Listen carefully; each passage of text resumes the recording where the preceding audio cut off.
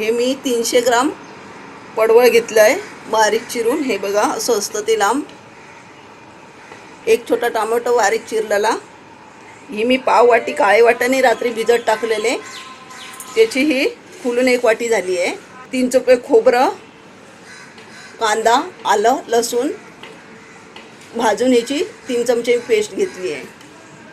एक छोटा कांदा बारीक चिरलेला, 2 चमचे लाल मसाला आणि कोथिंबीर, चवीपुरतं मीठ. वाटाणे जे आहेत ते आपण आधी कुकरला 4 शिटे करून घेऊया. हे जे पडवळ आहे त्याच्यामध्ये आपण थोडं मीठ टाकून ठेवूया 10 मिनटात. वाटाणे शिजेपर्यंत मीठ टाकून असं 10 मिनटं ठेवून द्यायचे, म्हणजे त्याच्या अंगामध्ये जे पाणी असतं ना ते निघून जातं आणि ते पाणी आपण काढून टाकायचं. हे धुवून स्वच्छ अगोदर घेतलेले होते कापण्यापूर्वी. 10 मिनटं आपली झाली आहे. मीठ टाकल्यानंतर असं पाणी, हे बघा असं पाणी सुटलं आहे. हे पाणी आता काढून टाकायचं आणि भाजी फोडणीला देऊया. तेल घालूया 1 चमचा आणि जरासं 1/2 चमचा तेल.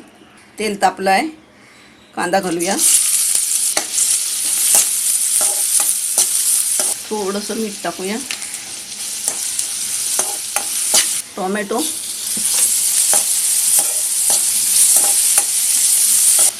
कोथिंबीर थोडी घालूया, लाल मसाला, घरगुती मालवणी मसाला. आता हे कांदा, खोबरं, आलं, लसूण टाकलेलं वाटण घालू. हे वाटण जाडसरच ठेवायचं.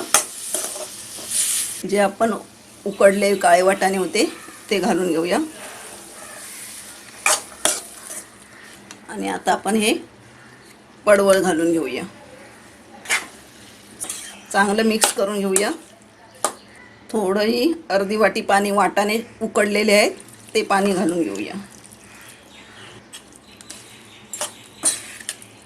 गॅस मिडियमवरती ठेवला आहे आणि हे चांगलं मिक्स करून आपण घेतलं आहे.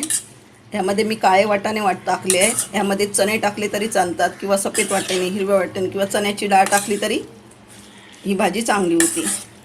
आता 10 मिनटं आपण हे झाकण लावून शिजून घेऊया. झाकण ठेवून आपलं 10 मिनटं झालेली आहे. भाजी चांगली शिजली आहे.